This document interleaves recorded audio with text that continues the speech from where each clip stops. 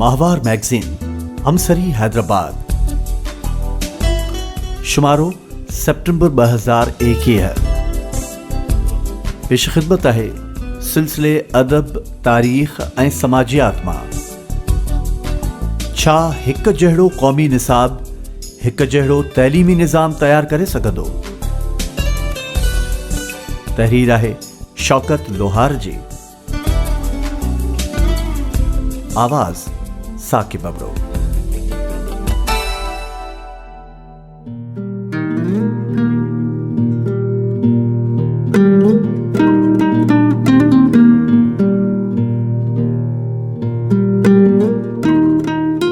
जॾहिं असांखे शुरू खां ई इहे सबक़ पढ़ाया वेंदा त फलाणे माण्हूअ खे नंढे हूंदे खां ई पढ़ण जो शौक़ु हुयो। ॿिया ॿार पिया रांदि रूंद कंदा हुआ ऐं हू वेठो पढ़ंदो हो। अॻुते हली उनखे सर जो ख़िताब ईस्ट इंडिया कंपनी तरफ़ां कीअं मिलियो ऐं साईं सिंध में पंहिंजी गादी कीअं पुख़्ती कई ऐं उनखे कॉर्पोरेट कीअं बणायो, इहो सभु कुझु पुछण ऐं कुछण जी अव्हां में जुरत ई कान्हे, या उन जी माॻही किथे वज़ाहत नाहे, या वक़्त जी सितम ज़रीफ़ी चइजे, या हालतुनि जो कहर आहे जंहिं ज़िंदगीअ जे सफ़ीने खे धिके ऐं छिके इन ई हंदाणे बिहारियो आहे जिते अॻियां बाहि आहे ऐं पुठियां पाणी। इतिहास जी साख सची ऐं सेबती थी भासिजे ऐं किन क़ौमुनि जो शानदार माज़ी कीअं उजाड़ खंडर बणियो ऐं सभु सच थो नज़र अचे। करप्शन जी शानदार रियायती सेल मां फ़ाइदो वठंदड़ असां अहिड़े हंध ते अची पहुता आहियूं जितां वापसी नामुमकिन आहे। को बि सणाओ वाव नाहे, हर तरफ़ गुग ऊंधा अंधोकार लॻी पई आहे। जीवन बंद गलीअ में बीठल हिक हीसियल हिरणी थो भासिजे। झंगल जा समूरा जानवर हज़रत इंसान जे हिन अलमीअ ते महव हैरत आहिनि। शुक्र थियो जो असीं इंसान कोन थियासूं। वाचुड़नि जे भंवर में फाथल आहे, को बि अहिड़ो मसीहाई हथु नाहे जेको आथत बणिजे हिन ओझड़ ॿेड़ मां संदसि जिंद आजी कराए। तबकाती सिरिश्ते ऐं उॾोहीअ जे वर चढ़ियल तइलीमी निज़ाम मां कहिड़नि महान हस्तियुनि शख़्सियतुनि जो उभार थी सघंदो। उहे समाज जी तरक़ीअ जूं मंज़िलूं तय करे सघंदा आहिनि जिन वटि इल्म, तइलीम, साइंस ऐं टेक्नोलॉजीअ खे अवलीन तरजीह ॾिनी वेंदी आहे। यूरोप निशात सानिया खां पहिरीं ऊंदाहियुनि जे वर चढ़ियल हो। हर तरफ़ अंधोकार हुई। माण्हुनि जे ज़हननि खां वठी माल मॾीअ ते कैथोलिक चर्च, मसीहत जो कब्ज़ो हो। सभ खां घणी बुनियाद परस्ती इंग्लैंड में हुई ऐं रोशन ख़यालीअ जो दौर सभ खां आख़िर में उते पहुतो। आम ख़लक बहिराड़ी वग़ैरह में रहंदड़ माण्हू अंग्रेज़ी ॻाल्हाईंदा हुआ। सरकारी ॿोली फ्रांसीसी ऐं लातीनी हुई। हर तरफ़ हर ॾिसां ईसाई पादरियुनि जो कब्ज़ो हो। जेकॾहिं को साइंसदान का नई शइ ईजाद कंदो हो त उन जी ईजाद खे मान ॾियण बजाए उन जे ईजाद कंदड़ खे सख़्त ऐं कठिन सज़ाऊं ॾींदा हुआ, जिन जा मिसाल असांखे ब्रूनो ग्लेलो ऐं जॉन वाइकल्फ जी हयातियुनि जे तज्ज़िये करण मां मिली वञनि था। बर्तानिया में अहिड़ियुनि हालतुनि ते तनक़ीद कंदे अंग्रेज़ी ॿोलीअ जे पहिरें शाइर चैसर पंहिंजे नज़माणे किताब कैंटरबरी टेल्स यानी कैंटरबरी जो आखाणियूं में लिखियो आहे, if the gold rusts what shall the iron do. जेकॾहिं सोन खे ज़ंग लॻे त लोहो वीचारो केॾांहुं वञे। यूरोप रोशन ख़यालीअ जूं तकड़ियूं विखूं खणंदो अचे। आर्टिफिशियल इंटेलिजेंस यानी हथरादू ज़हानत ऐं ईजादुनि जे हिक तरक़ी याफ़्ता जहान में पहुतो आहे। जागीरदारी ऐं जहालत खे जहिड़ो यूरोप भोगियो अहिड़ो कंहिं बि न भोगियो हूंदो। इंग्लैंड ऐं फ्रांस जे विच में 100 सालनि ताईं बि हिक जंग लॻी चुकी हुई। ईसाई मज़हबी पेशवाउनि जे चवण जे करे आम ख़लक सालनि जा साल कोन विञंदी हुई, जंहिं करे ताउन ऐं ब्लैक डेथ जहिड़ियुनि बुछड़ियुनि बीमारियुनि मुंहुं कढियो। नतीजे में लखें माण्हू बीमारियुनि वेघे मरी विया। अॼु जीअं कोरोना जे करे हर तरफ़ वबा मतल आहे ऐं मस मस वञी साइंसदाननि हिकु उमेद ॾियारी आहे ऐं कोरोना जो ज़ोर झको थियणु शुरू थियो आहे, इहो सिर्फ़ ऐं सिर्फ़ साइंस ऐं साइंसी सोच जे करे मुमकिन थी सघियो आहे। अहिड़नि मुहज़िब मुआशरनि में तइलीम खे ई सभु कुझु सम्झो वञे थो, पर असां वटि किस्सो मुख़्तलिफ़ आहे। असीं अञा ताईं ऊंदाहियुनि जे दौर मां गुज़री रहिया आहियूं। असां त अञा ताईं जागीरदारी फ्यूडलिज़म खां बि जान आजी न कराए सघिया आहियूं। असां वटि कुझु वॾनि शहरनि में सनअतुनि जे क़याम खां सवाइ अञा ताईं जदीद सनअती दौर जो आगाज़ पिणु पूरी तरह न थी सघियो आहे। मथां वरी टेक्नोलॉजीअ जी भरमार आहे ऐं असां पंहिंजी शनाख़्त जी ॻोल्हा में भटकंदा ई रहूं पिया। असांजी सुञाणप कहिड़ी आहे? असांखे उन जूं हदूं ऐं निशानियूं मुतयन करणु घुरिजनि जेके अॼु सूधो करे न सघिया आहियूं। मुसलमान मुल्कनि में मलेशिया, तुर्की, अलजाइर ऐं मराकश अहिड़ा मुल्क आहिनि जेके पंहिंजे मुसलमान हुजण, साइंस ऐं टेक्नोलॉजी में ओरचाई हासिल करण में फ़ख्रु महसूस कनि था। असीं आहियूं कॾहिं चीन जे मॉडल खे फॉलो करियूं था, कॾहिं अमेरिका ऐं कॾहिं सऊदी अरब। अञा ताईं असीं तय कोन करे सघिया आहियूं त असांजी पंहिंजी मशरक़ी ओरिएंटल सुञाणप आहे जंहिं ते असांखे फ़ख्रु आहे। ॾेह में हिकु दफ़ो ॿीहर तइलीमी निसाब ते ॻाल्हि ॿोल हली रही आहे। मुल्क में अहिड़ो निसाब सिंगल करिकुलम बाबति बहस मुबाहिसा थी रहिया आहिनि। निसाब तइलीम जो अहम जुज़ आहे। निसाब ख़ुदि हिकु लिंगा, हिकु तइलीम बि आहे। मूं समेत सभिनी खे ख़बर आहे त तइलीम असांजे हुक्मराननि जी अवलियतुनि में कॾहिं बि शामिल न रही आहे।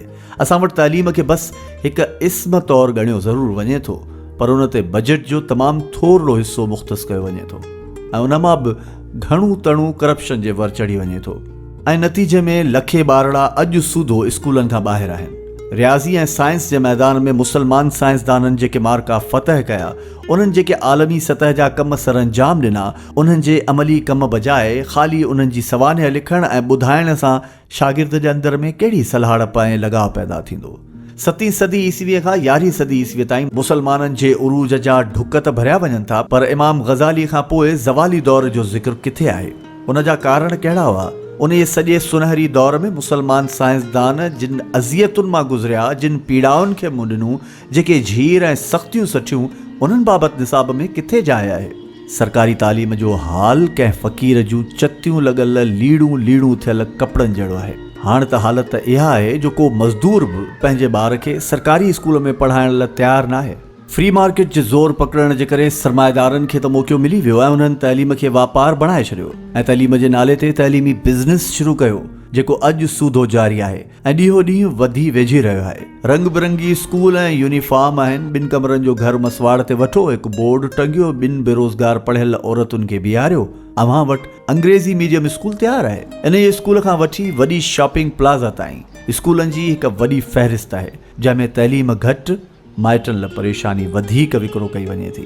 500 खां 50,000 महीने जी फीसुनि वारा स्कूल आहिनि। हाणे जेकॾहिं तइलीमी निसाब हिकु जहिड़ो थी बि वियो त छा थींदो?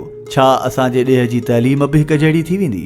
छा बसरनि जे छिलकनि वांगुरु विरहायल तइलीमी निज़ाम में बराबरीअ जी उम्मीद करे सघिजे थी? सिंगापुर में 3 दर्जे ताईं को बि ग्रेड ॿारनि खे न ॾिनो वेंदो आहे। जापान में स्कूल जी सफ़ाई स्कूल में पढ़ंदड़ सभु ग़रीब तोड़े अमीर ॿार गॾिजी कंदा आहिनि। चीन में 8वीं क्लास ताईं हर मज़मून जी तइलीम चीनी ॿोलीअ में ॾियणु लाज़मी आहे। फिनलैंड में सॼो ॾींहुं स्कूल हूंदो आहे। ॿार स्कूल वञण लाइ माइटनि सां विढ़ंदा आहिनि। जर्मनी में स्कूल जे वेझो का बि वॾी गाॾी कंहिं स्कूली ॿार खे खणी नथी अची सघे जो ॿियनि ॿारनि में अहसास महरूमी न पैदा थिए। असां वटि बैठकीअत जी सोच अञा ताईं ज़िंदा आहे। असां वटि मिकौली जा 100 तमासात ताक़त जो करतब ॾेखारण लाइ हर वक़्तु तयारु आहिनि। असांजी ज़हनी ग़ुलामी हाणे ज़हनी माज़ूरी बणिजी चुकी आहे। अञा ताईं इहो फ़ैसिलो बि न थी सघियो आहे त प्राइमरी तइलीम जो मीडियम कहिड़ी ॿोली हुजणु घुरिजे। असलोकिन ॿोलियुनि जे अनाद ऐं हसद में असीं न ई क़ौमी ॿोली उर्दू सही सिखी सघिया आहियूं ऐं न ई अंग्रेज़ीअ में महारत हासिल करे सघिया आहियूं। बसि हिकु अजीब हाल आहे असांजे तइलीमी निज़ाम जो, जेका रूसी सलाद बणिजी वई आहे। सरकारी निसाब में साबुआ हार ॾिने हार पाता, अधु पन सॼो पन। आऊं हिकु मज़दूर आहियां, मुंहिंजो कमु आहे मज़दूरी करणु। रोज़ानो 9 वॻे गुगू वॼे त कम ते चढ़ूं ऐं शाम जो 5 वॻे कम तां लहूं। रेडियो जा मौजज़ा, मुग़ल बादशाह टोपियूं ठाहे गुज़ारो कंदा हुआ, वग़ैरह वग़ैरह वग़ैरह वग़ैरह। ख़ानगी निसाब बर्तानिया जा बैठकियती इदारा तयारु कनि था। हमटी Dumpty set on a wall. हाणे हीउ तफ़ावत कीअं ख़तमु थींदो? जेकॾहिं निसाब हिकु जहिड़ो थी बि वियो त इन सां को बि फ़र्क़ु पवणो कोन्हे। माशरती ऊच नीच एतिरी आहे जो जंहिंसां हिकु ग़रीब मिसकीन जो ॿारु 1 करोड़पति ऐं अरबपति वापारीअ जे ॿार सां कहिड़ी रीति मुक़ाबिलो करे सघंदो। असां वटि सभिनी सियासतदाननि, वापारियुनि ऐं सरमाएदारनि जा ॿार वॾनि किंग साइज़ स्कूलनि में पढ़नि था। उन्हनि सां भला कीअं कंहिंजो मुक़ाबिलो थी सघे थो? असां वटि हर दफ़े हर तइलीमी पॉलिसी में हर हुक्मरान पंहिंजी नौइयत जी शमूलियत करे निसाब खे निसाब घटि पर सियासतदाननि जो क़सीदो वधीक बणाए छॾींदो आहे। असांजे मौजूदा निसाब में शागिर्दनि ॿारनि जे ज़हननि अंदरि तनक़ीदी शऊर पैदा करण लाइ कुझु बि न आहे। असांजो निसाब पढ़ण खां पोइ असांजो शागिर्द तनक़ीदी छेद ऐं तख़लीक़ी क़ुवत खां महरूम थी रहे थो। सॼो निसाब सिर्फ़ चंद कथाउनि ऐं कूड़ियुनि दावाउनि खां सवाइ कुझु बि न आहे। अशराफिया वटि तालीम जो पंहिंजो तरीक़ेकार आहे। उनखे उन सां को बि फ़र्क़ु नथो पवे त निसाब तब्दील थिए थो, यकसां थिए थो या उन में रद्द बदल थिए थो। ज़रियनि मां मालूम थियो त हिन यकसां निसाब ज़रिए PTI हुकूमत अहिड़ा मक़सद हासिल करणु चाहे थी जेके माज़ीअ जूं हुकूमतूं हासिल करण खां रहिजी वियूं हुयूं। वेझड़ाईअ में पंजाब में किताबनि ते लॻंदड़ पाबंदियुनि ऐं इज़हार जी आज़ादीअ खे कुचलण जा अहिड़ा कारनामा आहिनि जेके हिन मौजूदा हुकूमत जा अमालनामा आहिनि। असीं सभु बि चाहियूं था त मुल्क में न सिर्फ़ हिकु जहिड़ो निसाब हुजे पर हिकु जहिड़ो तइलीमी निज़ाम बि हुजे। ग़रीब ऐं शाहूकार जो ॿारु हिकु जहिड़े स्कूल में तालीम हासिल करे सघे। इन खां वधि ॿियो छा घुरिजे? यकसां निसाब त थी वेंदो पर यकसां तालीमी निज़ाम बि थी पए, इहो अञा ताईं दीवाने जो ख़्वाबु ई लॻे थो।